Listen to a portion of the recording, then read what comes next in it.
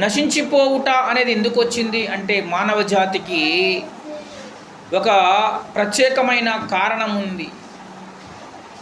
అదేమిటనగా మనిషిలో అట పాప మరణముల నియమం ఉంది అట. మనిషి లోపల పాపము మరణముల యొక్క నియమం ఉన్నది. ఈ నియమము కారణంగా, పాప మరణముల నియమము కారణంగా మనిషి అనేవాడు నశించిపోయే అవకాశం ఉంది అన్నమాట. ఒక వ్యక్తికి రోగం ఉందనుకోండి, ఏదో ఒక కిడ్నీ జబ్బునో ఏదో ఒక క్యాన్సర్ జబ్బునో ఉంది. ఆ జబ్బు ఉండటం వల్ల దీర్ఘకాలిక వ్యాధి అన్నమాట. ఆ జబ్బు ఉన్న తర్వాత కొన్నాళ్ళకు ఆ వ్యక్తి పూర్తిగా చనిపోయే అవకాశం ఉంటుంది అన్నమాట. అందుకే అతనికి చెకప్ అవసరము, డైలీ ట్రీట్మెంట్ అవసరం అన్నమాట. అలా ట్రీట్మెంట్ చేస్తూ ఉంటే కొన్నాళ్ళ వరకు బ్రతుకుతారు. ఆ వ్యాధి జబ్బు ముదిరిపోయిందంటే కొన్నాళ్ళకు చచ్చిపోతారు అన్నమాట. బైబిల్ గ్రంథము చెబుతోంది ప్రతి మనిషి యొక్క ప్రాణము, ఆత్మ, దేహము లోపల పాప మరణముల నియమం ఉంది అట.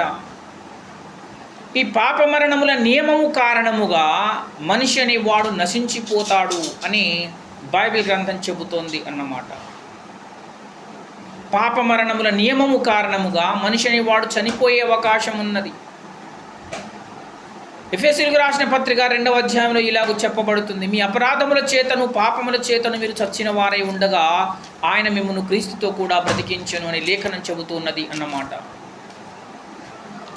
మనిషి అనేవాడట తన యొక్క అపరాధముల చేత, పాపముల చేత చచ్చిన వాడై ఉన్నాడట.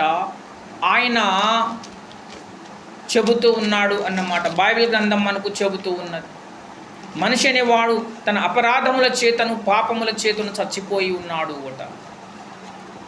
ఎందుకు వచ్చింది అపరాధము, పాపము అనేది మనిషి లోపలికి అంటే రోమాపత్రిక చెబుతోంది పాప మరణముల నియమము మనిషి యొక్క ప్రాణము, ఆత్మ, దేహములో ఉన్నది అట. అందుకు ఈ అపరాధముల చేత, పాపముల చేత మనిషి చచ్చిపోయిన వాడుగా కనబడుతూ ఉన్నాడు అన్నమాట. పాప మరణముల నియమము కారణముగా మనిషి ఈ విధంగా ఉన్నాడు.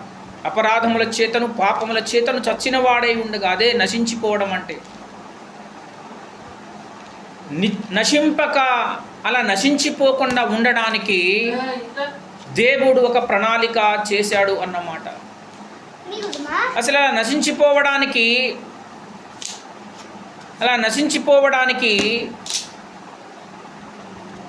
ఆ పాప మరణముల నియమం ఎందుకు వచ్చింది అంటే బైబిల్ గ్రంథం చెబుతోంది ఈ పాప మరణముల నియమము ఆదాము హవ్వల నుంచి మొదలైందన్నమాట. ఆదాము హవ్వలు చేసినటువంటి పాపము కారణముగా మనిషి లోపల జన్మతో పాపము, కర్మతో పాపము, జన్మకర్మ పాపాలు, పాప మరణముల నియమము అనేది మనిషి లోపల ప్రవేశించి జన్మకర్మ పాపాల చేత